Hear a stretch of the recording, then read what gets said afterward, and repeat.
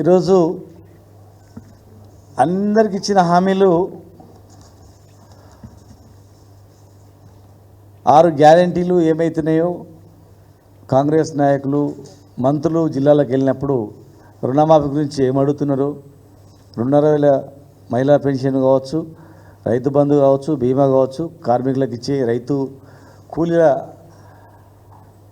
కావచ్చు, నిరుద్యోగ వృత్తి కావచ్చు, ఉద్యోగాలు కావచ్చు, అవన్నీ ఎట్లా ఉన్నాయో కనీసం ఉద్యోగులదన్నా వాళ్ళ పైసలనే వాళ్ళకు వాపస్ ఇస్తారని అనుకున్నాం. ఇవన్నీ ఏమో హామీలేమో మరి గవర్నమెంట్ నుంచి ఇచ్చేటివి హామీలు.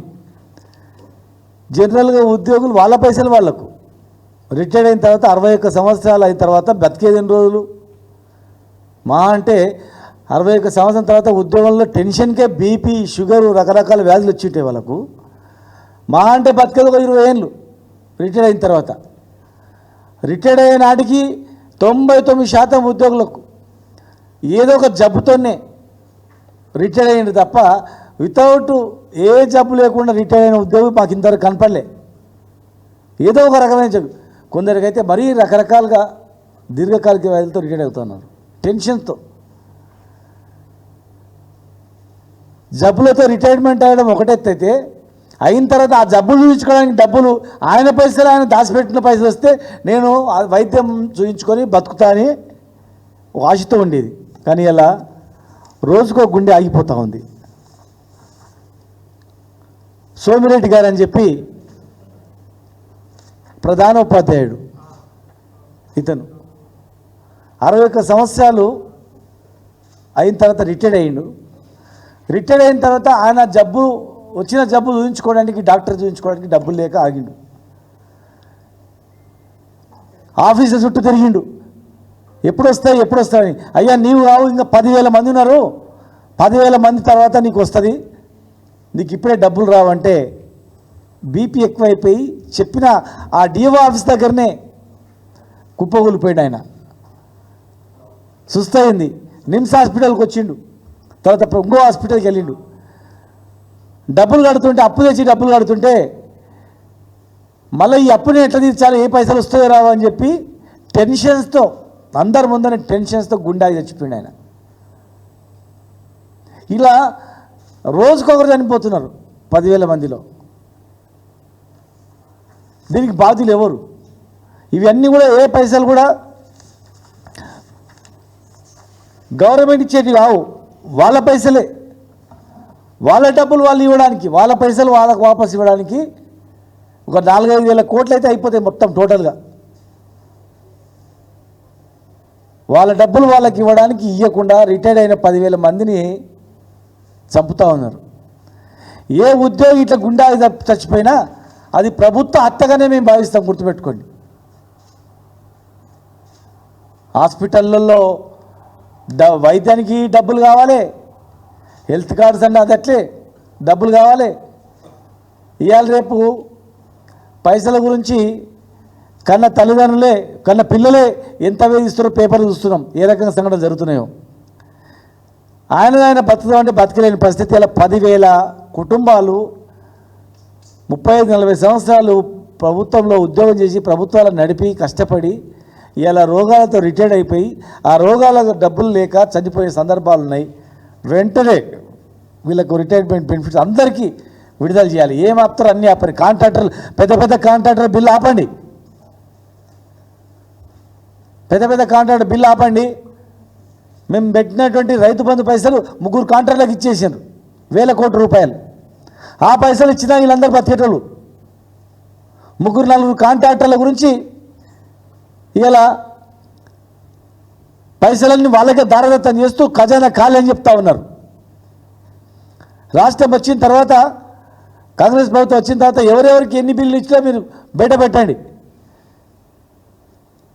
1 కోటి రూపాయల పైగా ఇచ్చినటువంటి బిల్లుల జాబితాను విడుదల చేయండి. ఎక్కడ పోతున్నాయి పైసలు? ఎవరికి ఇస్తున్నారు? ఏ కాంట్రాక్టర్కి ఇస్తున్నారు? ఆ కాంట్రాక్టర్ల బంధువులు ఎవరు? బినామీలు ఎవరు? వాళ్ళ డబ్బులు, వాళ్ళు బెనిఫిట్స్ అయిన వాళ్ళు దాచిపెట్టుకున్న డబ్బులు వాళ్ళకి ఇవ్వడానికి ఈ రకంగా. రెండవది ఇంకో అంశం, ఇలా ఎలక్షన్ మేనిఫెస్టోలో సిపిఎస్ రద్దు చేస్తామని చెప్పారు. చాలా ఇచ్చిన హామీలు, అందులో ప్రధానమైనది ఓల్డ్ పెన్షన్ విధానం తెస్తామన్నారు. ఓల్డ్ పెన్షన్ విధానం తెస్తామంటే ఆ ఉద్యోగం 2.5 లక్షల కుటుంబాలు ఓట్లు వేసిండ్రు. సరే, ఈ ప్రభుత్వం పాత పెన్షన్ విధానం తెస్తా అంటుంది 6 నెలలని, తేలేదు. సరే తేలేదు, ఏదో అడ్డంకులు చెప్తారు, ఓకే. మరి వాళ్ళు దాచిపెట్టుకున్న పైసలు ఎక్కడో అవుతున్నాయి. వాళ్ళ జీతంలో 10%, కొత్త పెన్షన్ విధానంలో 10%, మూల వేతనంలో డిఏలో 10%, ప్రభుత్వం ఇచ్చే 10%, ఆ 2 జమ చేసి ఏదో కంపెనీలో పెట్టి వచ్చే లాభాలతో ఆ పైసలతో పెన్షన్ ఇవ్వాలి. ఇవాళ వాళ్ళ పరిస్థితి ఏమైందంటే వాళ్ళ డబ్బులు వాళ్ళకు రావట్లేదు. ప్రైవేట్లో అయితే ప్రావిడెంట్ ఫండ్ ఉంటుంది, ఈపీఎఫ్. ప్రైవేట్లో ఒక 20 మంది ఉద్యోగులు ఉన్న కంపెనీకి ఈపీఎఫ్ ఓపెన్ చేయాలి అకౌంట్. 12% జీతంలోకించి కట్ చేస్తారు, 12% కంపెనీ జమ చేసి వాళ్ళు డబ్బులు పెడతారు. ఎవరైనా కంపెనీ వాళ్ళు జమ చేయనట్లయితే జీతం డబ్బు వెంటనే 20% ఫైన్ వేస్తారు, క్రిమినల్ కేసు పెడతారు కట్టకపోతే. 12% కంపెనీ కట్టాలి, 12% జీతంలోకించి. మరి ప్రైవేటు 20 మంది ఉద్యోగులు దాటితే ఈపీఎఫ్ ఉంది, కఠినమైన సెక్షన్స్ ఉన్నాయి. దానికి 7Q 1952 సెక్షన్ ప్రకారము, 7Q 14B ప్రకారము క్రిమినల్ యాక్షన్ తీసుకోవాలి, ఫైన్ వేయాలని ఉంది. ప్రైవేట్ కంపెనీలకు ఫైన్ వేస్తున్నారు, క్రిమినల్ కేసులు పెడుతున్నారు. మరి ప్రభుత్వము ఉద్యోగుల జీతాలు వాడుకొని ఇప్పటి వరకు 1,300 కోట్ల రూపాయలు వాడుకున్నారు. నెలకు 100 కోట్ల చొప్పున లెక్క పెట్టుకుంటే కూడా తక్కువ 1,300-1,500 కోట్ల రూపాయలు వాడిండ్రు. ఇన్ని కోట్ల రూపాయలు, 1,300 కోట్ల రూపాయలు మీరు వాడుకొని వాళ్ళ భవిష్యత్తు ఏం కావాలా? అసలు వాళ్ళ ఒక ఎంప్లాయీ ఇంకో దగ్గర ట్రాన్స్ఫర్ అయిందంటే ప్రాన్ అకౌంట్లు వేయాలా, ఇంకో ట్రాన్స్ఫర్ అయిందంటే ట్రాన్స్ఫర్ అయిన దగ్గర మేము జమ చేద్దామంటే అంతకుముందు మీరు పనిచేసిన దగ్గర అకౌంటు ట్రాన్స్ఫర్ కాలేదు, జమ కాలేదు కనుక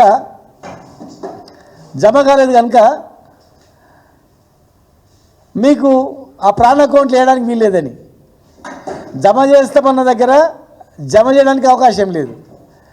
ఎందుకంటే అంతకుముందు ట్రాన్స్ఫర్ పనిచేసేటప్పుడు జమ చేయలేదు కనుక. ఇట్లా అన్ని అకౌంట్స్ అన్ని పనిచేయట్లేదు, ఆన్లైన్ సిస్టమ్ పనిచేయట్లేదు. ఆన్లైన్ సిస్టమ్ మొత్తం ట్రెజరీలో జీరో అయిపోతుంది. అంటే వాళ్ళ పైసలు వాళ్ళ డబ్బులు వాళ్ళు గవర్నమెంట్ జమ చేయనందుకు, అకౌంట్లో అయినందుకు, ఇంకా రిటైర్మెంట్ అయిన తర్వాత ఆయన పరిస్థితి దేవుడు పరిస్థితి. సిపిఎస్ రద్దు చేస్తామన్నారు, రద్దు చేయలేదు. వాళ్ళ పైసలు కనీసం జమ చేయాల్సిన పైసలు జమ చేయట్లేదు, గవర్నమెంట్ జమ చేయట్లేదు. వాళ్ళ జీతాలు కట్టిన పైసలు అకౌంట్లో వేయట్లేదు, ఈ పైసలు వాడుకుంటా ఉన్నారు. రేపు వాళ్ళ పరిస్థితి ఏం కాల? 2.5 లక్షల మంది ఉన్నారు ఈ రోజుకు. 2.5 లక్షల మంది ఉద్యోగులతో జీవితాలతో చిలగాటమాడుతున్నారు. రిటైర్మెంట్ అయిన ఉద్యోగులతో జీవితాలతో చిలగాటమాడుతున్నారు. రిటైర్మెంట్ అయిన బెనిఫిట్స్ ఇవ్వలేదు. ఇవాళ ఏం చెప్తున్నారు అంటే వాళ్ళకు గవర్నమెంట్కు ఫ్రీగా ఇస్తున్నట్లు, దానం చేస్తున్నట్లు, దత్తత చేస్తున్నట్లు ఇలా ఉద్యోగులను బదనాలు చేస్తూ ఉన్నారు. కనుక ఇవన్నిటికీ ప్రభుత్వమే బాధ్యత వహించాలి. ఏ ఒక్కరు చనిపోయినా కూడా ఇంకా ఊరుకునే ప్రసక్తి లేదు. ఇన్ని రోజులు ఊరుకున్నాం, చూసిన సమయం ఇచ్చినాం. ఎన్ని నోర్లు బంద్ చేస్తారు, ఎన్ని గొంతులు విసుకుతారు, ఎంతమందిని మాట్లాడకుండా చేస్తారు, ఎంతమందిని మభ్యపెట్టి నడిపిస్తారు.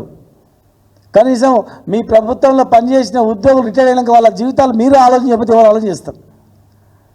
వాళ్ళ బతుకుల గురించి మీరు చూడకపోతే ఎవరు ఇస్తారు? వాళ్ళ పైసలు వాళ్ళకి ఇవ్వకుండా ఇదేంటి పద్ధతి? కనుక ఇదన్నీ ఖచ్చితంగా ప్రైవేట్కు ఒక న్యాయం, గవర్నమెంట్కు ఒక న్యాయం అంటే కుదరదు. గ్యారంటీగా ఓపీఎస్ తెస్తామన్నారు, ఇది తేవాలి, వాళ్ళ డబ్బులు వాళ్ళు జమ చేయాలి.